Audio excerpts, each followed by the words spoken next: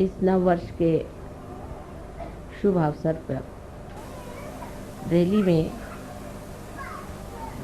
हमारा आना हुआ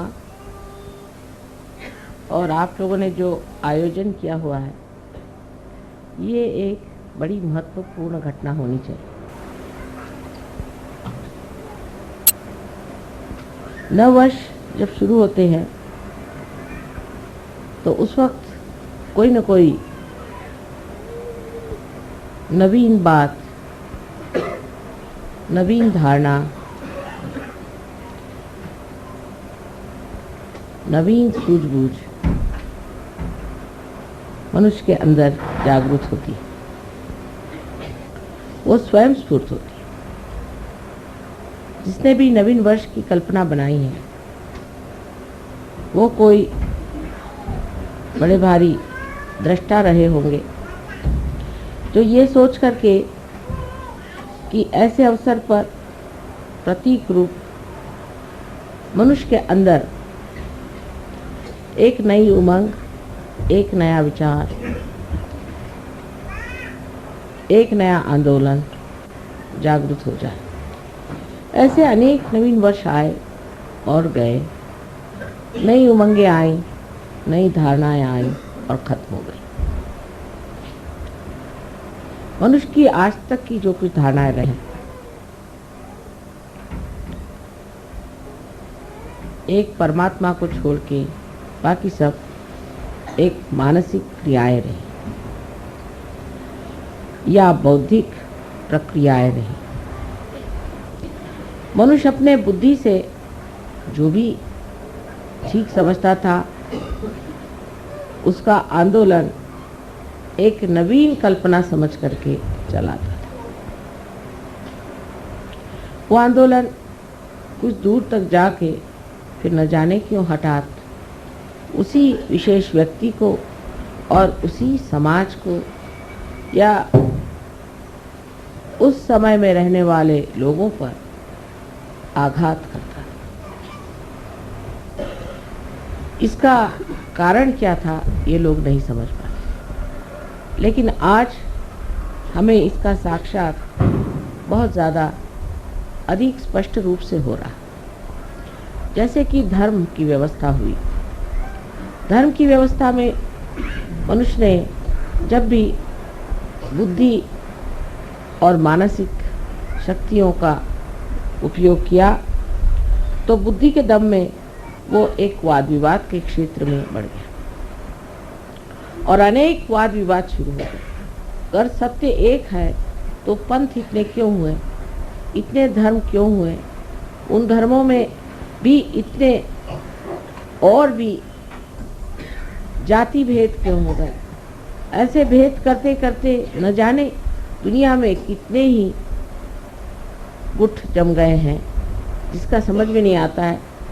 किसी से पूछते हैं कि आप साहब कौन धर्म के हैं, तो आपको ऐसे धर्म का नाम बताएंगे कि जो आपने कभी सुना भी नहीं। ऐसे धर्म धीरे धीरे मेरे ख्याल से हर एक नवीन वर्ष में ही उत्पन्न होते गए, क्योंकि मनुष्य की बुद्धि हर एक नवीन वर्ष में कोई न कोई नया उमंग लेकर पैदा हो।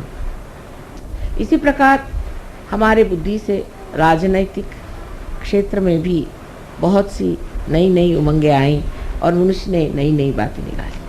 जैसे शुरुआत में माना गया कि चलो एक राजा ही रहे तो अच्छा है, राजा सबको समझ लेगा और राजा से ही सबको बड़ा लाभ होते रहा। फिर देखा कि जिसको राजा बनाया वही दुष्ट निकला, उसी ने सताना शुरू कर दिया। फिर कहा नहीं, राजा तो ठीक नहीं, इसकी जगह ऐसा करो कि प्रजातंत्र चीज़ शुरू। फिर उन्होंने प्रजातंत्र शुरू किया। प्रजातंत्र में देखा गया कि हर एक आदमी अपने को बिल्कुल ऐसा समझता है कि वो स्वयं ही उस प्रजा का संस्थापक है, संचालक है और करता है। अब आप देख रहे हैं कि अमेरिका में कितना आतंक मचा, किस कदर हिंसाचार वहाँ चढ़ा। अगर पढ़ते हैं तो आश्चर्य होता है कि इस प्रजातंत्र का हाल ऐसा क्यों हो गया, ये तंत्र सारा गड़बड़ क्यों। वही हाल बाद में आप कम्युनिज्म जो आया वो उसकी एक समझ लीजिए कि दूसरी एक नवीन उमंग लेकर के संसार में आया कि अब हम एक नया ऐसा संसार बसाएंगे जिसमें सब मनुष्य में समानता आ जाए, उनमें कोई भी तरह का फ़र्क न रहे, खाने पीने में हर चीज़ में एक जैसा हो जाए, और उसके अलावा उसको कोई स्वतंत्रता नहीं है। अगर वो स्वतंत्र हो गया तो स्व के तंत्र में वो गड़बड़ हो जाता है, इसलिए उसकी स्वतंत्रता हटा दी जाए। क्योंकि मनुष्य को जब एकदम मूर्ख समझा जाए तभी ऐसा हो सकता है। फिर मनुष्य मूर्ख नहीं है, वो तो हर जगह, उसको आप जितना दबाइएगा उतना वो खोपड़ी पे चढ़ेगा। तो ये भी चीज़ कुछ बन नहीं पड़ी, वो भी नहीं बनी, ये भी नहीं बनी। इस तरह से जहाँ देखते हैं वहीं आतंक है। धर्म के मामले में तो आप देख रहे हैं कि किसी के धर्म की हालत देख करके लगता ही नहीं कि परमात्मा भी कोई चीज़ हो सकती जो एकमय हो, वो केवल हो, जिसके लिए सब लोग आपस में सर काट रहे हैं, सबको मार डाल रहे हैं। तो ये कारण क्या है? जब चीज़ आपकी एक बहुत ही ज़्यादा सुष्ट रूप से नवीनतम संसार में आई है, तो इस नवीनतम चीज़ में और इस नावीन्यपूर्ण चीज़ को इस कदर गंदी, मैली, कुचैली करके क्यों संसार में आँखों में नज़र आ रही है, उसका ऐसा हाल क्यों हो रहा है? क्या वजह है कि जो चीज़ इतनी उदात्त, महान, और उसको शुरू करने वाले भी बड़े महान और उदात्त रहे हैं, वो सब के सब जा कर के आज कहाँ पहुँच गए? जैसे अमेरिका में मैं सोचती हूँ कि बहुत बड़े इंसान हो गए, उनको हम कहते हैं अब्राहम लिंकन, बहुत बड़े आदमी थे, रियलाइज सोल थे। उन्होंने सीधी चीज़, इतनी बढ़िया चीज़ संसार में ला दी, इतना बड़ा काम कर दिया। लेकिन अब जो है वहाँ देखते हैं तो सोचते हैं जो उन्होंने किया था पता नहीं उसको किस तरह से इन लोगों ने एकदम विद्रूप और कुरूप करके रख दिया। एक ये बात हो गई। दूसरे अगर आप देखिए तो कम्युनिज्म भी जिस लेनिन और मार्क्स ने बनाया था वो भी रियलाइज सोच थे। उन्होंने भी जो सोचा था वो भी हितकारी चीज़ थी, वो हित के जगह अब सबका ही थी। और या धर्म के भी जो संस्थापक हुए सब भी बड़े उदात्त और बहुत महान लोग थे, और उनको भी कोई कह नहीं सकता, उनकी तरफ कोई निर्देश करके नहीं कह सकता कि इन्होंने कोई गलत काम किया हो या इन्होंने कोई गलत धारणा से चीज़ को सोचा, ऐसी बात नहीं। लेकिन आखिर आगे जाकर के वो चीज़ ऐसी क्यों? हीरा जो था वो जा कर के कीचड़ में कैसे मिल गया? हीरा तो जहाँ है हीरा ही रहना चाहिए, लेकिन ये तो हीरा जो आया सो कूच करके, जैसे उसका बिल्कुल ही तोड़ करके, उसको मरोड़ करके और उसको कीचड़ ही बना। और सभी दूर ये चीज़ें देख कर बड़ा आश्चर्य होने लगता है कि इस तरह की जितनी भी उदात्त चीज़ें आई।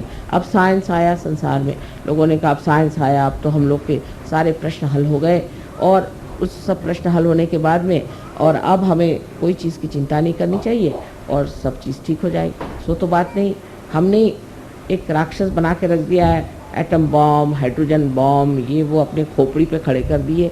इधर उससे ही बनी हुई ये प्लास्टिक और ये नायलॉन और ये सब इसके पहाड़ के पहाड़ खड़े कर दिए। ये सब चीज़ें जो सुविधा के लिए बनाई थी इतनी असुविधाजनक हो गई, इनसे दुनिया भर की बीमारियाँ आ गई, आफतें आ गई। आखिर क्या वजह, क्यों इस तरह से हो गया? ये सब जो चीज़ें, ये सब हित प्रणीत थी, हित को लेकर थी, हितकारी बनाई गई थी। उसी से मनुष्य की नवीन उमंगें आई, उसी से उसने सोचा कि मानव के उद्धार के लिए चीज़ बनाई जाए, वही उसके उद्धार की जगह उसको पूर्णतया नष्ट करने की। इसका कारण क्या हो सकता है? कारण यह है कि जैसे श्री कृष्ण ने कहा हुआ है कि मनुष्य की जो धारणा है या मनुष्य का जो विचार है या जो मानव की जो चेतना है वो नीचे की ओर बढ़े और धीरे धीरे वो धूली में मिल जाए। ये उन्होंने कहा नहीं, ये मैं कह रही, क्योंकि आज वो साक्षात है उसको। श्री कृष्ण ने भी जो धारणाएं रखी वो भी धूली में मिल गई, राम ने जो रखी वो भी धूली में मिल गई। उसके बाद जिन्होंने भी कोई धारणा रखी जो कि बिल्कुल सत्य स्वरूप थी, सत्य का ही अंग प्रत्यंग थी, वो सब धूली में मिल गई। इसका कारण यह है कि जब ये मनुष्य के दिमाग के घड़े में पड़ती है तो उसमें कोई ऐसी विषाणु वस्तु है कि जिससे यह सब चीज़ विष में हो जाती है। ये विषारी वस्तु क्या है जिससे इस तरह का कार्य होता है? वो है इसकी सीमाएं। हर चीज़ की सीमा होती है, इसी तरह बुद्धि की भी सीमा होती है, और इसीलिए इस सीमा में बंद करके वो चीज़ घुट करके और नष्ट हो जाती है। जैसे कि अंगूर का सुंदर स्वाद वाला रस भी अगर एक घड़े में बंद कर दिया जाए तो उसमें उसकी शराब बन के उसका नशा चढ़ जाता है। उसी प्रकार मनुष्य के मस्तिष्क में जो कि सीमित है, लिमिटेड है, उसमें ये अनलिमिटेड चीज़ें डाल देने से एकदम नष्ट हो जाए। इसका मतलब ये नहीं कि मनुष्य का मस्तिष्क ही कुछ खराब है। इसका मतलब ये है कि ये जो मस्तिष्क है इसकी सीमाएं तोड़नी होंगी, इसकी सीमाएं बढ़ानी। मनुष्य की चेतना जो है वो व्यापक करनी है, इतनी व्यापक होनी चाहिए कि उसके अंदर सत्य समा सके और वो खुली होनी चाहिए। इसका लक्ष्य क्या है? उधर ध्यान हमारा हटते जाता है। जब चीज़ सीमित होती जाती है तो इसका लक्ष्य क्या है? उधर हमारा ध्यान नहीं जाता। हर चीज़ का लक्ष्य था कि मनुष्य का हित हो। और हित क्या चीज़ है? इसमें श्री कृष्ण ने बताया है कि हित वो है जो आत्मा का कल्याण करे। अब आत्मा स्वयं ही कल्याणमय है, लेकिन कल्याण करे माने आत्मा से हम लोगों का कल्याण हो जाए। लेकिन जब आत्मा हुआ है तो हमारा कल्याण कैसे हो सकता? आज का जो नवीन वर्ष है ये विशेष बात है, क्योंकि आज की जो बात हम कर रहे हैं, आज का जो हम सहयोग का कार्य कर रहे हैं, ये हम अपने मस्तिष्क को विस्तीर्ण करें, महान करें, जिसको कि श्री कृष्ण ने कहा है कि विराट का स्थान जो है वो इस मस्तिष्क में है। इसके अंदर उसके उन जड़ों को हम जागरूक कर रहे हैं। वो जड़ें जागरूक होने से ही सत्य को पूरी तरह से अंदर शोषित कर सकते हैं, एब्सॉर्ब कर सकते हैं। मनुष्य की जो सीमित प्रकृति है वो खुल जा सकती है। लेक्चर देना तो बहुत आसान है कि आप मनुष्य के हित के लिए ये करो, हित के लिए वो करो, लेकिन होता नहीं। अंत में मनुष्य अपना हित नहीं करता, उल्टे अपना भी अहित कर सकता है और सारे समाज का भी अहित कर सकता है। इस मस्तिष्क को बढ़ाने के लिए सिर्फ एक ही तरीका है, वो है कि हमारे अंदर, हमारे हृदय में बसे हुए श्री आत्मा राम को जागरूक करना और उनके प्रकाश से हमारे बुद्धि को जागरूक करना, हमारे मस्तिष्क को जागरूक करना। सो कैसे होता है कि हमारे हृदय के अंदर जो आत्मा है वो साक्षी स्वरूप बैठा हुआ सब चीज़ देख रहा है। जिस वक्त कुंडलिनी, जिसे आप गौरी माता कहते हैं, जब जागरूक हो जाती है तो मस्तिष्क में भेद करके यहाँ पर ब्रह्मरंध्र को छेदने के बाद यहाँ पर जो परमात्मा का पास है उसे आलोकित कर। परमात्मा का ही प्रतिबिंब हमारे हृदय में आत्मा स्वरूप। जैसे ही हमारा आत्मा जागृत हो जाता है तो इस आत्मा के चारों तरफ ये 7 चक्र के आलोक, 7 चक्र के मंडल वो भी जागृत हो जाते हैं। और ये 7 चक्रों की जो पीठ है वो हमारे मस्तिष्क में है, क्योंकि वो भी जागृत हो जाते हैं, इसीलिए ये 7 मंडल भी हमारे हृदय में जागृत हो जाते हैं। ये मंडल जागृत हो जाने से ही हमारी जो नसें हैं या हमारी जो ब्रेन है वो एक तरह से अति सूक्ष्म तरीके से खुल जाता है और उसके अंदर शोषण करने की शक्ति बढ़ती है। सत्य को शोषण करने की शक्ति बढ़ने से ही मनुष्य सत्य पे खड़ा हो सकता है। आज तक मनुष्य सत्य पे खड़ा नहीं हो पाया।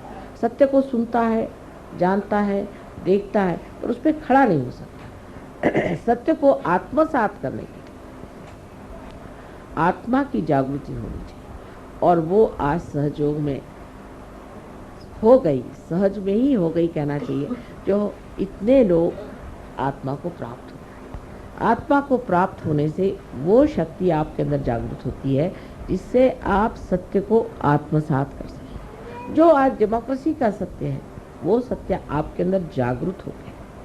माने ये कि दूसरा कौन है? दूसरा कौन है? सब तो हम ही हैं, हमारे ही अंदर सब कुछ है। जब आपको सामूहिक चेतना आ गई तो उसमें कम्युनिज्म का भी सत्य आ गया। जब आपके अंदर ही आ गए, वो सत्य आप ही के अंदर प्रकट हो रहा है। जब आप उसको देख करके जान कहते हैं कि इस आदमी में कौन से दोष है, और जब आप अपने को जानने लग गए, जब आप अपने को देखने लग गए, आप जब अपनी ही स्वतंत्रता को प्राप्त हो गए, तो आप में डेमोक्रेसी का भी जो सत्य है वो भी जागृत हो गया।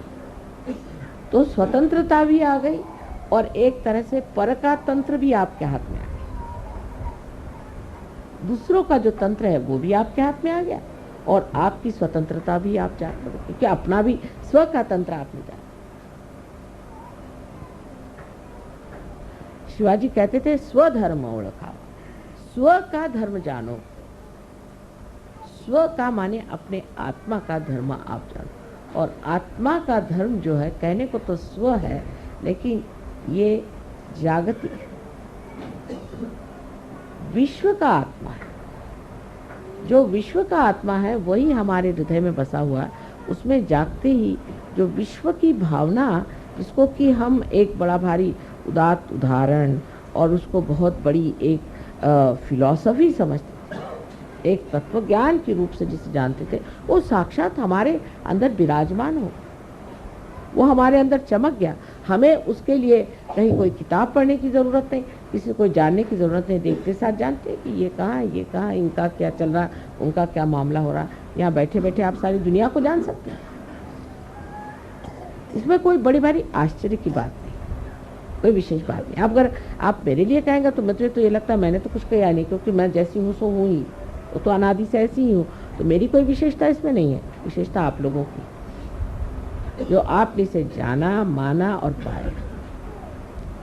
लेकिन सहयोग का ज्ञान प्राप्त करने पर उसका अंत नहीं होता। ज्ञान तो हो गया, ज्ञान होना माने आपके नर्वस सिस्टम पे उसे जाना, ये तो हो गया। नर्वस सिस्टम पे आप जानते हैं कि दूसरों को क्या शिकायत है और आपको क्या शिकायत है, ये तो ज्ञान प्राप्त हुआ। जो लोग उल्टी तरीके से चलते हैं वो सोचते हैं ज्ञान करना माने ये कि हमें बुद्धि से जानना है, बुद्धि से हमें जानना है। बुद्धि से जानना माने क्या कि हम अब किताबें पढ़ के जान लेंगे, या हम किसी गुरु के पास बैठ करके जान लेंगे, या किसी के उपदेश सुनने से हम जान लेंगे। सो नहीं जान सकते। ज्ञान का मतलब है कि आपके नर्वस सिस्टम में से जानना, यही ज्ञेय शब्द है, यही वेद है, यही विद है, यही बोध है, यही बुद्ध है। यानी आज आप बुद्ध हैं क्योंकि आपको बोध हो गया। बोध होने का मतलब ये नहीं किसी ने बोध पिला दिया आपको, हाँ भाई ऐसा करो, ये करो, वो करो, और उससे पहले जो कुछ भी आपको बताया गया वो सब व्यर्थ ही हो गया। किसी ने बताया हाँ साहब आप सवेरे खाना मत खाइए, शाम को खाना खाइए, किसी ने कहा सवेरे खाइए, शाम को मत खाइए, कुछ ऐसी वैसी सब बातें चलते चलते लोग पहुँचे कि साहब समझ में नहीं आता। कोई कहते सवेरे खाओ, कोई कहते रात को, कोई इधर करो, कोई कहते वो करो, और कुछ बनता ही नहीं। लेकिन जो बोलता है उसके तो कोई चरित्र में विशेषता नहीं आई, उसका तो कोई स्वभाव नहीं बना। सो महावीर जी के इसमें मैं अभी कल ही मुझे ये चीज़ मिली, महावीर जी ने कहा है कि पहले ज्ञान को प्राप्त करो। तो सब जितने भी जैन लोग थे उन्होंने सोचा ज्ञान को प्राप्त करना माने किताबें पढ़ो, ये पढ़ो, वो पढ़ो, सम्यक ज्ञान फलाना ढिकाना। सम्यक ज्ञान कहने से क्या सम्यक ज्ञान आने चाहिए? वो तो अंदर जागृति से आएगा ना। सम्यक माने इंटीग्रेटेड। जब तक आपके सारे चक्र इंटीग्रेट नहीं होंगे तब तक सम्यक ज्ञान नहीं आ सकता। तो उनका भी विचार जो था वो खत्म कर दिया। पहले उन्होंने कहा ज्ञान आना चाहिए, अब ज्ञान में चल पड़े। हमारे यहाँ एक से एक पंडित मराठी में कहते पढ़त मूर्ख, पढ़ पढ़ के मूर्ख बन गए। पढ़ी पढ़ी पंडित मूर्ख। सो वो निकलता ही नहीं खोपड़ी में से। जो सीखा हुआ तो इतना होता है कि कभी कभी कोई पढ़े लिखे लोग आते तो उनसे कहते ऐसा करिए आप 2 दिन तक आप बोलते ही रहिए, जो कुछ भी आपके खोपड़ी में पहले आप मुझे बता दीजिए। जब खोपड़ी से निकल जाएगा तब फिर बात करें, क्योंकि दूसरे ही सब घुसे ही इनके सर में, तो इनको कैसे घुसाया जाए। ये इस प्रकार हमारी जो बुद्धि है उसके चक्कर ऐसे चल पड़ते हैं कि जो चीज़ बताई, जो लक्ष्य है उससे हटके। पहली चीज़ उन्होंने बताई ज्ञान, ज्ञान प्राप्त। ज्ञान प्राप्त करने का मतलब क्या? ज्ञान प्राप्त करने का मतलब होता है बोध। सो कैसे होगा? किसी ने ये नहीं पूछा कि ज्ञान कैसे प्राप्त होगा। श्री कृष्ण ने भी साफ तरीके से नहीं कहा कि कुंडलिनी का जागरण होना चाहिए। वो जमाना नहीं था। सिर्फ अर्जुन से उन्होंने बात करी, क्या दुनिया के लिए नहीं की थी कि अब लोग बैठ करके सबको गीता सुनाते हैं, सिर्फ अर्जुन के लिए था। अर्जुन एक रियलाइज सोल था, उससे बात करी, और नॉन रियलाइज से तो उन्होंने बात नहीं करी, एक अर्जुन से बात करी। और वो सारे अब दुनिया भर को आप जिनका रियलाइजेशन नहीं हुआ, जो अंधे हैं, उनसे आप बताइए कि हाथ में आपके सांप है, आप छोड़ दीजिए, आप छोड़ दीजिएगा? कभी नहीं छोड़ सकते। तो शुरुआत ही नहीं हुई किसी चीज़ की, अभी शुरुआत ही नहीं। जब शुरुआत हुई तो आपने देखा कि हाँ चीज़ ठीक है, आँख खुलती बाप रे हाथ में सांप है, आपने छोड़ दिया। लेकिन उल्टे लोग सांप ही को पकड़े रहेंगे जब तक अंधापन है। अंधेपन का मतलब है कि बोध नहीं है, आपकी नसों में अभी तक वो सामूहिक चेतना का बोध है। जब तक ये बोध एक नया आयाम, एक नया डायमेंशन है, ये जब तक आपके अंदर जागरूक है, कोई सा भी सत्य सुनने के लिए बड़ा अच्छा लगता है, एंटरटेनिंग जिसको कहते हैं, बड़ा मनोरंजन, लेकिन वो घुसता नहीं अंदर, वो बैठता नहीं अंदर। सुनने के लिए लेक्चर सुन लेंगे और जा करके जब वो खत्म हो जाएगा तो फिर जहाँ थे जैसे थे। अब पहली चीज़ जो बोध की हुई, तो बोध के बाद ही आपका चरित्र अपने आप बनता है। उसमें भी उन्होंने गड़बड़ कर दी कि चरित्र बनाओ, चरित्र बनाओ। चरित्र बनाने में उनका भी चरित्र बनाओ, किसी ने कहा अच्छा पगड़ी बांधो, किसी ने कहा काशाय वस्त्र पहनो, किसी ने कहा कि बोधी रखो, किसी ने ईसाइयों ने कहा कि वो इस तरह की हैट पहन के घूमो, पता नहीं क्या क्या। अब वो सब कर रहे हैं, सारे कर्म कांड कर डाले और देखा कि नर्क की ओर घुसे चले जा रहे हैं, सब कर्म कांड करके सब नर्क की ओर रास्ता बना चला जा। कोई सा भी ऐसा धर्म मैंने आज तक नहीं देखा कि जो स्वर्ग की ओर आरोहण हो रहा, सभी नर्क की ओर सीधे चले जा रहे। ईसाइयों से कहा भाई तुम लोग शराब क्यों पीते हो? तो कहने क्यों साहब, शराब में क्या खराबी है? ईसा मसीह ने शराब बना करके और लोगों को पिलाई थी। मैंने कहा कब बनाई थी? कल एक शादी में गए थे, वहाँ लोगों को उन्होंने वाइन पिलाई थी। अब हिब्रू भाषा में वाइन कहते हैं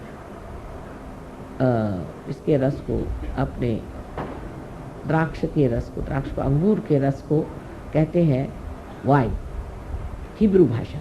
अब सोचिए एक अकल लगाने की बात है, जो एक क्षण में कोई चीज़ बन जाए वो कैसे अल्कोहल हो सकती है, वो शराब कैसे हो सकती है? अल्कोहल को तो सड़ाना पड़ता है, बगैर सड़ी हुई चीज़ होती है ना अल्कोहल।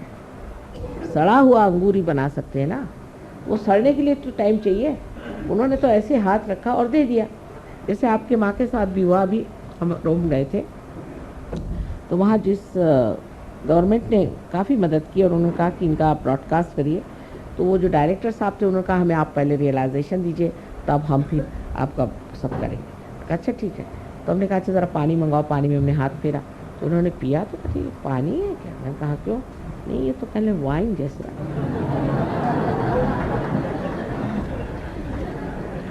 बार बार पूछे ये पानी तो नहीं, तो वाइन तो नहीं दे रहे? मैंने पानी दिया।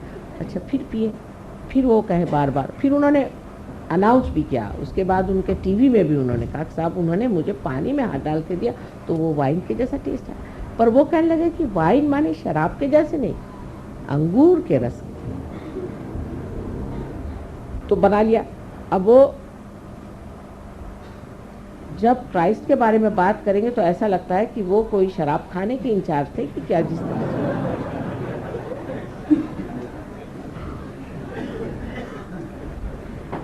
उसी प्रकार हरेक धर्म में, अब सिख धर्म में बताया गया कि आप अपनी रक्षा के लिए कृपाण रखें, इसलिए क्योंकि उस वक्त उन पे हर तरह के आघात होते थे। तो अब वो बंदूकें और सांप तोप गोले और दुनिया भर की जितनी भी हिंसाकारी चीज़ें हैं, यानी हिटलर को वो आजकल पूजा कर रहे हैं, नानक साहब को नहीं करते। हालांकि नानक साहब ने ये भी नहीं कहा था, लेकिन पूरा भी देखा जाए तो कहीं नहीं कहा गया था कि आप तोपखाने रखिए। ऐसी कौन सी आप पे आफत आई? जिस वक्त आफत थी तो उन्होंने सिर्फ कहा था कृपाण रख लो, भगवान के नाम पर काफ़ी है। और किसी ने चलाया नहीं कृपाण, किसी ने चलाया नहीं था, रक्षा के लिए से एक प्रतीक रूप से उन्होंने कहा रखी। पहले तो जब हम लोग छोटे थे तो सिख लोग इतना सा छोटा सा रखते थे कृपा, इतना छोटा। अब देखती भाई बढ़ते जैसे जैसे दिने दिने बढ़ते सवायो, आजकल यह हालत है कि तोपखाने रखे हुआ ये इतनी हमारी तो अभी जितनी उम्र हुई है, इस उम्र में हम ही देख देख के हैरान है कि ये इसका साइज इतने बढ़ते बढ़ते इतना बड़ा क्यों हो गया। अब उन्होंने कहा था कंघा रखो, तो कंघी तो छोटी होती होते होते इतनी हो गई, अभी तो दिखाई भी नहीं देती। और ये तोफखाने जो है इतने लंबे लंबे हो। तो ये बुद्धि के चक्कर जो हैं हमेशा गलत चीज़ पर क्यों जाते, क्योंकि मनुष्य की चेतना हमेशा नीचे की ओर जाती। लेकिन सहयोग के बाद आपको चरित्र अपना बनाना ही पड़े। अब कोई कहेगा कि नहीं साहब हम तो नहीं बनाते, चल नहीं सकता, अपने आप बनते जाए। यो आपकी कुंडलिनी आपको बनाती ही जाए, धीरे धीरे धीरे धीरे आपको वैसे बनना ही पड़ेगा। वो कहेगी कि अच्छा नहीं बनते हो तो चलो इस तरह से, वो टेढ़ी उंगली घी भी निकाल लेगी, वो आपको इस तरह से बना के रख देगी कि आप कहेंगे कि हार गए बाबा, जो कहो। एक साहब थे तो वो उनका दूसरे दिन ही शराब वराब सब छूट गया। उसके बाद वो गए जर्मनी। उन्होंने कहा थोड़ी सी चख तो ले, यहाँ की मुझे बड़ी पसंद थी वाइन, क्या लगती है। वो कहते हैं कि मैंने जो पिया तो उसके बाद माँ इतनी मुझे उल्टियाँ आई। मैंने कहा क्यों? कल ऐसे लगे कि मैंने जैसे कोई सड़ा हुआ बुच खा लिया। तुमने सड़ा हुआ बुच कभी खाया था क्या? तो कह ले नहीं, जब हम लोग डॉक्टर है ना कभी बुच खोलते हैं तो उसकी स्मेल जो आती, मैंने सोचा कि वो सारा मैंने खा लिया। और उल्टी पे उल्टी, उल्टी पे उल्टी, कह ले मेरे खून निकल आया, इतनी उल्टियाँ हुई। मैंने कहा कान पकड़े, आज से कभी नहीं छूंगा ये शराब। मैं तो कुछ नहीं कहती ना, मैंने उल्टी करवाई, लेकिन आप ही स्वयं साक्षात सत्य पे खड़े हैं, उसे मैं क्या करूँ? आप ही स्वयं स्वच्छता में खड़े हैं। अगर आप स्वच्छ हो जाए तो आपको कोई गंदगी नहीं अच्छी लगेगी, अपने आप ही चीज़ घटित होने लगती। शुरू में बहुत तकलीफ़ें होती हैं, कुछ लोगों को तो बहुत ही परेशानी होती है इसमें आने में। किसी में ईगो आ जाता है तो वो अजीब सा कूदने लग जाता है। मैं देखती रह जाती हूँ कि अभी तो अच्छे बैठे हुए थे, अभी बंदर के जैसे कूदने लगे। फिर किसी में देखती हूँ कि एक तरह की बड़ी घृष्टता आ जाती है, किसी में बड़ा गुस्सा आ जाता है, किसी में कुछ होता है, पर धीरे धीरे धीरे धीरे वो मुलायम होते जाते हैं और चीज़ सब बनती जाती है। वो कैसे बनती है, क्या बनती है, वो मैं आपको नहीं बताऊँ, लेकिन वो बनती है। क्योंकि बताने पर आप लोग घबरा जाएंगे। उसके तौर तरीके जो हैं बहुत नाजुक हैं, लेकिन हैं बड़े कठिन। जैसे कि हम लोग कभी नहीं सोचते हैं कि किस तरह से फूल खिलते हैं, फिर किस तरह से उसके साथ कांटे आ जाते हैं, किस तरह से पेड़ बनते हैं, कैसे सुंदर सुंदर पत्तियों के आकार विकार बनते जाते हैं। ये हम कभी नहीं सोचते। जब होता है तो देखते हैं हाँ कितना निसर्ग सुंदर है, इतने निसर्गरम्य स्थान में हम आ गए, सब ये सोचते रहते। लेकिन ये नहीं सोचते कि ये कैसे बनी होगी, कौन सी शक्ति ने बनाया होगा, किस सुंदरता से बनाएगा, और उसके पीछे कितनी स्फुटक, कितनी भयंकर शक्ति भी हो सकती है। उसमें कुछ ऐसी भी चीज़ हो सकती जो इस चीज़ को बनने को रोके, तो उसको घात करने वाली होनी चाहिए। ऐसी कोई ना कोई शक्ति और भी उसके साथ जुटी हुई है जो हर समय उसकी सुरक्षा के लिए और रक्षण के लिए खड़ी। अनेक स्थल पे आपको इस तरह से अनुभव आते रहेंगे आपके चरित्र में। एक साहब थे, उन्होंने सहयोग के बाद सब छोड़ दिया, लेकिन सिगरेट ज़रा छूटी नहीं। तो एक दिन वो मोटर में जा रहे थे और लोगों के साथ, और सिगरेट पी रहे थे। सिगरेट पीते पीते उनके मोटर में एक्सीडेंट हुआ। किसी को कुछ नहीं हुआ, उनकी सिर्फ ये उंगली विशुद्धि की थोड़ी सी काट दी। तब वो समझ गए बात क्या थी। इस प्रकार धीरे धीरे चीज़ों से, शिक्षाओं से आप सीखते जाते हैं कि हमारा चरित्र जो है ज़रा इधर उधर जा रहा है, मोटर जो है वो ज़रा सी सीधे रास्ते पर नहीं, ज़रा कुछ इधर उधर फिसल रही है। फिर आप ठीक कर रहे, फिर आप ठीक कर रहे, करते करते ऐसी दिशा में आ जाते हैं कि आप दोनों ही चीज़, एक्सेलरेटर और उसका ब्रेक, उसके माहिर मास्टर। वो मास्टरी जब आ गई तब समझ लेना चाहिए कि आप ड्राइवर हो। अभी सिर्फ ड्राइवर हो, अभी मास्टर होने के लिए आपको निर्विकल्प में उतरना चाहिए। जब आप निर्विकल्प में उतर जाते हैं तब आप गुरु महाराज हैं। मैं आप सबको नमस्कार करती हूँ। सब आप लोग गुरु हो जाए, अपने ही गुरुत्व करके, अपने ही को सिखाकर, अपने ही को समझाकर। आप गुरु ऐसे वैसे नहीं हुए। दूसरों को सिखाना बहुत आसान है, लेकिन जिस तरह से हमारे कॉलेजेस में पहले टीचर्स के पास हम पढ़ते हैं, फिर जाके प्रोफेसर से पढ़ते हैं, मेहनत करते हैं, फिर हम गुरु होते हैं। इसी प्रकार सहयोग में भी पहले अपने ही ऊपर उसका सब अनुभव करके, उसका पूरा प्रयोग एक्सपेरिमेंट करके फिर हम गुरु होते हैं। और जब हम गुरुत्व को आ जाते हैं तब फिर हम जानते हैं सबका कि हाँ हम भी ऐसे ही थे, तुमको हम जानते हैं। हाँ हाँ ऐसे ही हमारा था, यही मामला था, हम सब जानते हैं ये सब तेरा। तब फिर बहुत आसान हो जाता, तब आप गुरु हो जाते हैं। और इसको कहना चाहिए कि सहज का जो चरित्र बनना और सहज में ज्ञान को प्राप्त होकर के उसमें ये चीज़ जब तक नहीं आती है तब तक मनुष्य में उसकी विशेषता नहीं। लेकिन अब आप देखेंगे कि जिस वक्त आप गुरु हो जाते हैं तब आपको पता होता है कि अभी हम में कमियां हैं, तब आपको कोई ना कोई तपश्चर्या करनी पड़ेगी। वो तपश्चर्या का मतलब ये नहीं कि आप कुछ उसमें भूखे मरिए, ये तो माँ कभी नहीं चाहेगी, क्योंकि माँ को दुख देना तो आप भूखे रहिए।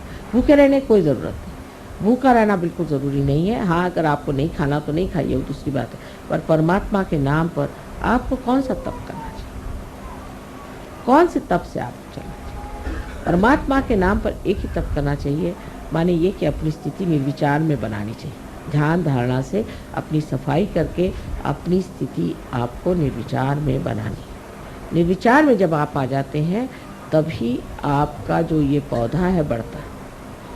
इसलिए बहुत से लोग कहते हैं माँ मुझसे ध्यान नहीं होता, तो भैया आधे ही रह जाओ।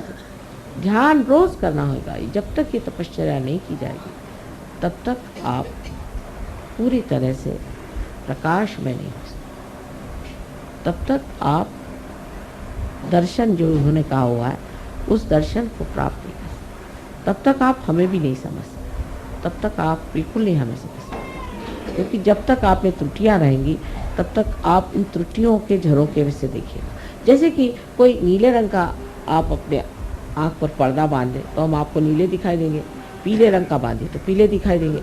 इसी प्रकार कोई भी विकृति आपके अंदर होगी तो उसी तरह हम आपको नज़र आएंगे, हम आपको जो असलियत में नज़र आएंगे ही नहीं।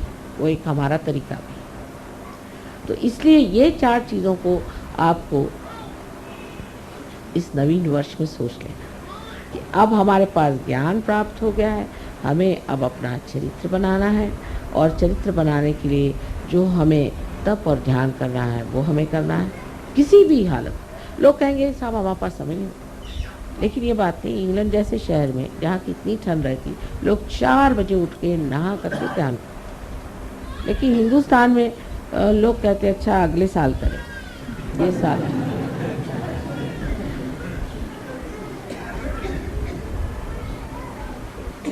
और जैसे जैसे हम उत्तर की ओर बढ़ते हैं लोग तो सोचते हैं कि अरे क्या ज़रूरत है, हम तो कैलाश की तरफ बैठे हुए हैं, हमको क्या ज़रूरत। ये दक्षिण वाले करते रहे मेहनत, हम तो उत्तर में बैठे हैं। उत्तर प्रादेशिक लोग जो हैं, तो जितने भी उत्तर में लोग बैठे हैं उनको पता होना चाहिए कि हालांकि कैलाश उत्तर में है लेकिन दृष्टि उनकी दक्षिण में है, इसलिए उनको दक्षिण मूर्ति कहते हैं। इसलिए चाहिए कि आप लोग भी अपनी ओर उनकी दृष्टि लाएं।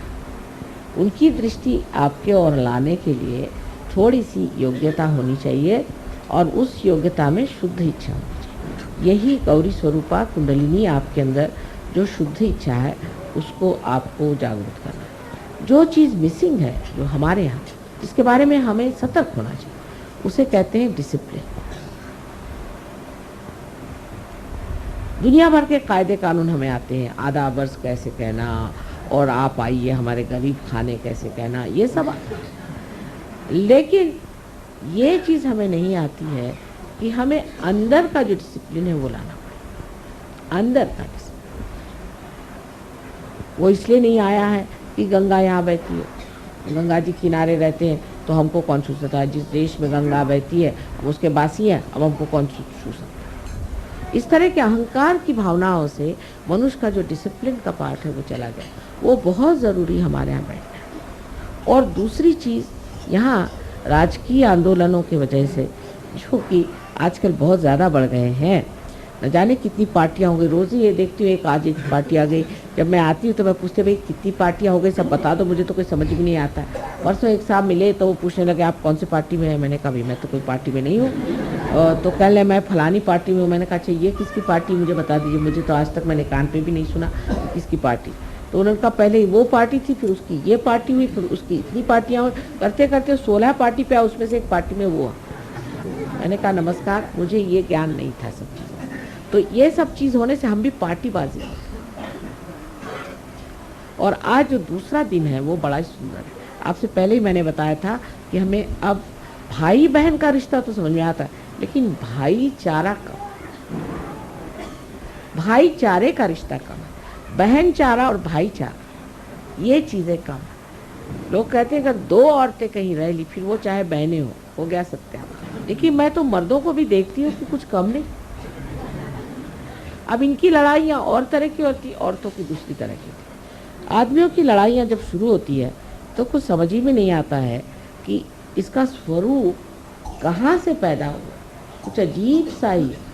जैसे कि अब एक साहब आए, कहने लगे कि माता जी मुझे बड़ा प्रश्न हो रहा है कि ये जो साहब आए हैं, ये साहब सहयोग में तो आए, लेकिन ये तो थोड़े दिन हुए आए, अब आए तो ये कैसे इतना बोलने लगे सहयोग के। भैया उनको ज़्यादा समझता तो बोलने लगे, उसको क्या हो जाए, आपको क्या ऑब्जेक्शन है, आप भी बोलिए, आप बोलते क्यों नहीं। अब वो सब ऑर्गेनाइज करने लग गए और हमें तो कोई चांस ही नहीं मिला। आप करिए ना, आप भी करिए, सब कर सकते। ये आदमी का तरीका है। औरत का और है कि देखिए वो गाना गा रही थी और हमको गाने को चांस ही नहीं दिया।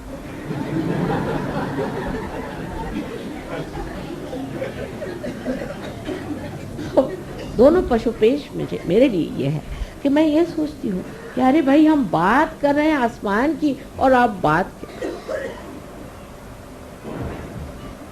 हम कर रहे हैं कि जाके आपको सितारे बना करके आकाश में हम चमकाएं, और आप लोग मिट्टी के दिए के बराबर भी नहीं बात करोगे तो फिर मैं क्या आगे बोलूँ। मैं तो अवाक रह जाती हूँ जब ये बातें सुनती हूँ। मुझे बड़ा आश्चर्य, ये मेरी गर्दन खींच रहे हैं, वो मेरे दबा रहे हैं, वो वहाँ जा रहे हैं, वो ऐसा कर रहे हैं।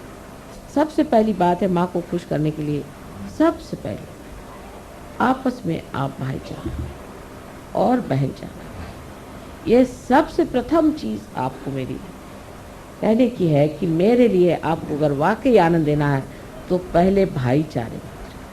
अब सहयोग का भाईचारा जैसे चलता है वो इस प्रकार, कोई आया आते साथ, तेरे तो भूत लग गया, तू जा। वो मेरे पास आया, माँ मेरे भूत लग गया। मैं कहती हूँ तुमको किसने बताया, वो गया था मैं, उन्होंने बताया तेरे भूत लग गया, माँ मेरा भूत निकालवा रही। मैंने कहा तुम उन्हीं को कह दो कि तेरे भूत लग गया, तो तेरे को भूत नहीं लगा, कहा है मेरे पीछे पड़ा, नहीं उन्होंने बता दिया मुझे भूत लग गया। दूसरा आएगा कि जो देखो वही मुझे कहता है कि तेरा ये चक्र पकड़ रहा है, माँ मेरा ये चक्र पकड़ रहा है। अरे मैंने कहा भाई तुम क्यों उसको कर,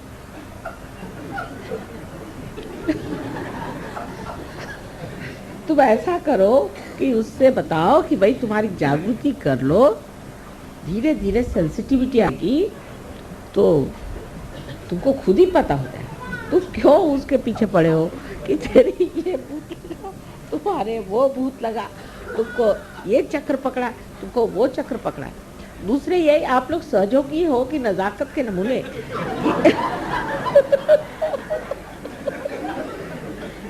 कि एक घर भूत आया तो सारे सहयोगी भाग खड़े हो गए। अरे पूछा कहाँ भाग रहे हो, ये भूत आ गया।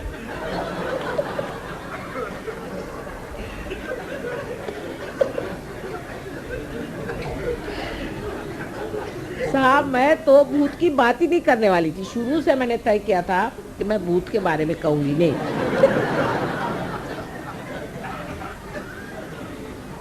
लेकिन जब अमेरिका गई तो एक देवी जी ऐसी थी कि वो जब मेरे पास आई तो उनसे मैंने कहा देखो तुम्हारे गुरु बड़े ऐसे खुश थे और तुमको कुछ न कुछ सिद्धि देंगे तो उससे बच के रहना। जब लौट के आई तो देखती हूँ कि देवी जी क्या 3-3 हज़ार 4-4 हज़ार आदमी आते हैं, उनके चांदी के बड़े बड़े घड़े बने हुए हैं, उससे उन्होंने मेरे पैर धोए, उनके घर ले गई और सब दूर देखती भूत बैठे हुए। तो मैंने कहा भाई ये क्या कर रही हो, तो लोगों ने बताया कि ये तो घोड़े का नंबर बताती है और ये पैसा किसी का गया तो वो बताती है और मारती है हाथ में चाबुक देके लोगों। मैंने कहा माई तू घर पे आ, उसको घर पे बुलाया। तो मैंने कहा अच्छा बताओ इनके बारे में बताओ, उनके बारे में बताओ। जो बताया सो झूठ। तो घबरा गई, कहती माँ आपने मेरे सब क्या शक्तियाँ ले ली? मैंने कहा बेटे तुम्हारी अपनी शक्ति थी तो सर आँखों पर, लेकिन ये तो किसी और की शक्ति थी जो भाग खड़ी हुई मेरे सामने। लेकिन मुझे तो परम चाहिए। मैंने कहा अच्छा ठीक है 3 बार कहो। कह परम चाहिए परम चाहिए। लेकिन वो पॉपुलैरिटी का जो भूत चढ़ा हुआ था उन पर, तो फिर जाके वही बन गई, अब पागल खाने में बैठी हूँ। तो कहने का मतलब ये है कि आप लोग अपने को इतने शक्तिशाली बनाइए कि भूत बाहर भागते फिरे। आप देखा कि एक सहयोगी आ रहा तो सारे भूत दिल्ली से उठ के भाग खड़े थे, हजारों की तादाद में भाग जाएंगे। लेकिन आप तो शक्तिशाली हो ही, आप तो भूतों से डरते तो, और आपके पे तो क्या होगा? एक भूत आदमी आ गया कि सारे के सारे दबक के चले गए। वो इधर गया, भाई क्या बात है, वो भूत वाला अंदर आया।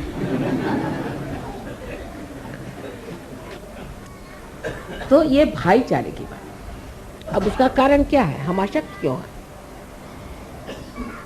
क्योंकि हमारे अंदर संघ शक्ति है। इसीलिए बुद्ध ने कहा है कि संघम शरणम गच्छामि। संघ की शक्ति हमारी बनानी चाहिए। हम सब जैसे भी हैं सब मिल करके जुटा। आपने तो कितने किस्से सुने होंगे कि संघ से कितने लोगों ने कार्य करके दिखाए। एक चिड़िया के बारे में आपने सुना होगा कि बहुत सी चिड़िया थी और वो एक जाल में फंस गई। उन्होंने सोचा कि हम लोग अगर सब मिल करके अपने पंख पसारें तो इस जाल से हम विमुक्त हो सकते हैं, इसको उड़ के हम चले जाएंगे। और इस तरह से उड़ के चली गई। और फिर उन्होंने चूहों से कहा कि भाई तुम हमारी अगर मदद करो तो हम इस जाल से छूट जाएंगे। तो सब चूहों ने मिलकर उनको काट दिया, उससे वो छूट। इसी प्रकार हमको भी सोचना चाहिए कि अगर हम अपनी संघ शक्ति को बढ़ा लें तो कोई भूत यहाँ आएगा ही क्यों, वो तो पहले ही भाग जाएगा। एक नहीं हजारों उठ के उनके कारवां यहाँ से उठ जाए। लेकिन हमारी संघ शक्ति कम है, इसलिए हम कमजोर हैं। हम ये नहीं सोचते कि सहयोग बढ़ रहा है जो 2 हाथ लगाए, सहयोग बढ़ रहा है वो बढ़ा रहे हैं, चलो उनको काटो। वो फलाना है उनके खिलाफ चिट्ठी दी। वहाँ का सर इसी में निकल जाता है। अगर आप चिट्ठियाँ पढ़िए तो हैरान हो जाए, 7-7 सफ़े की चिट्ठियाँ आती है ये बताने के लिए कि वो जो काम कर रहे हैं वो भूत है। अब मुझे कुछ समझ में आता है कि नहीं कौन भूत है और कौन नहीं। लेकिन इसका ये जो हमारी बातें हो गई हैं सहयोग में कि इनके वाइब्रेशंस अच्छे नहीं, इनका मैं कहती हूँ कि हज़ारों ऐसे लोग यहाँ आ जाए तो भी आपको डरने की कौन सी बात है। हमारे यहाँ महाराष्ट्र में एक धुमाल नाम के साहब हैं, तो मुझसे पहले तुम लोग को भूत कहाँ से पकड़ते, तुम भूत को पकड़ो, तुमको भूत कैसे पकड़ते। तो एक बार हमारे यहाँ वहाँ पे राहुरी में एक आदमी आया, उसके पछाड़ा हुआ था। तो वो जब उसमें आया तो बोलने लगा कि ये 3-3 सहयोगी उस रास्ते से जाते हैं, वहीं हम लोग रहते हैं, तो इनसे कहिए कि वहाँ से न जाए, नहीं तो हम लोग जाके डरेगा। तो ये 3 सहयोगी वहाँ से जाते हैं, उनके ऊपर उन्होंने कहा कि हम लोग उस वहीं पेड़ पे रहते हैं, अगर ये वहाँ से जाएंगे तो हम लोग कहाँ रहें। 3 सहयोगी की ये कमाल है। तो आप इतने सहयोगी हैं और अगर हैं तो किसकी मजाल है किसी सहयोगी के पास भटक जाए। अपनी जो संघ शक्ति है वो बढ़ाइए। अंदर जो भी डर है उसको हटाइए। डर से आप लेफ्ट साइड में चले जाते हैं और आप भूत से बाधित हो जाते हैं। डरना किससे? डरने की कौन सी बात है? बहुत सा हमारा झगड़ा खत्म हो जाए अगर हम किसी से डरे। आपस का झगड़ा खत्म हो जाए अगर हम उस आदमी से न डरें। हमें ये डर लगा रहता है कि हमारी पोजीशन खराब जाएगी। यहाँ कोई पॉलिटिक्स तो है नहीं, यहाँ कोई पोजीशन है नहीं। आज कि कोई प्राइम मिनिस्टर बनने वाला है, कि कोई डिप्टी प्राइम मिनिस्टर बनने वाला है, कि कोई मिनिस्टर बदलने वाला है, कि जो सब हालत अपनी अपनी कुर्सी संभाले बैठे हुए हैं। यहाँ तो सबकी कुर्सी जमाने का काम, जिस चीज़ को आसन दिया वो आपका आसन जमाने का कार्य होने वाला है। तो भाईचारे से जब जमने वाली है तो क्यों न भाईचारे में। पिछली मरतबा मैं सबसे मजाक कर रही थी, मैंने कहा कि आप किसको भाई बना रहे हैं बताओ। अब छोड़ो, बहनें तो बहुत बन गया, भाई बना लो। और बहनों को चाहिए कि अपनी भी सहेलियाँ बनाओ। पहले बड़ी सहेली का बड़ा महत्व होता था, आजकल सहेली तो शब्द रहा ही नहीं गया। कोई भी स्त्री से पूछो भाई तुम्हारी कोई सहेली, मेरी कोई सहेली वहेली नहीं। मैंने कहा क्यों सहेली नहीं, बात यह है आजकल के ज़माने में कौन सहेली को पाल सकता है। और इसलिए औरतों में पटना यानी असंभव बात। 2 औरतें अगर हो गई तो मेरा तो सर गया। मुश्किल ये हो जाती, न जाने कहाँ से इनको सब बातें मिलती हैं। अब फिर दूसरी बात ये भी होती है कि पुरुष का तरीका जो है वो बड़ा खुला होता है, लेकिन कभी कभी बड़ा ही स्फुटक होता है। उनके तौर तरीके से कभी कभी बड़े ही नुकसान हो सकते हैं, लेकिन स्त्री का तरीका बड़ा अंदर से घुसता होता है। जैसे अभी एक आई तो हमें कहने लगी कि एक सहयोगिनी आई थी, तो वो हमसे बता रही थी कि ऑस्ट्रेलिया में एक लड़की की जिसकी शादी हुई थी, उसने अपने हस्बैंड को छोड़ दिया। मैंने कहा अच्छा यही, और जो 51 शादी हुई थी जो अच्छे से, वो कोई खबर बात नहीं, माने वो न्यूज़पेपर का जो तरीका है ना, जो कुछ खराब हुआ वो बिल्कुल पहले लाइन में बड़े बड़े अक्षरों में लिखे, फिर वो इधर जाएंगी, देखा तुमने सुना कि वो जो फलानी उसकी शादी हुई थी वो शादी थी। अरे भाई 51 शादी हो गई, वो ठीक हो गई, तुमने कहाँ से सुना? फिर वो जाएगी, तुमने सुना ऐसा हुआ। कोई ये नहीं कहता कि भाई कोई कहियो रे प्रभु आवन की, कोई प्रभु के आने की बात भी करो, वो नहीं। ये सब बातें कि ये गलत हो गया, तुमको पता है उनका उनके साथ हो गया, अरे मैं तो दंग रह गई, ये कैसे? इस वजह से आपस में स्त्रियों को बड़ा भय, डरती है कि कैसे इनसे कहा जाए। अगर घर में कोई चीज़ आ तो छिपा के रख देंगी कि ये देख ले तो इनको इनकी नज़र में, आपस में डर शुरू हो जाता है। और ये जो है, इस डर से इतनी ज़्यादा स्त्रियाँ जिसको कहना विपदग्रस्त है, हर समय परेशान रहती है। उसको आप छोड़ दीजिए, एक दूसरों पे भरोसा करिए, एक दूसरों को ट्रस्ट करिए। एक दूसरों को ट्रस्ट करना सहयोग का नियम है। अब देखिए इतना रुपया इकट्ठा होता है सहयोग में, हम लोग भी बहुत सा रुपया देते हैं और उसके ट्रस्ट है।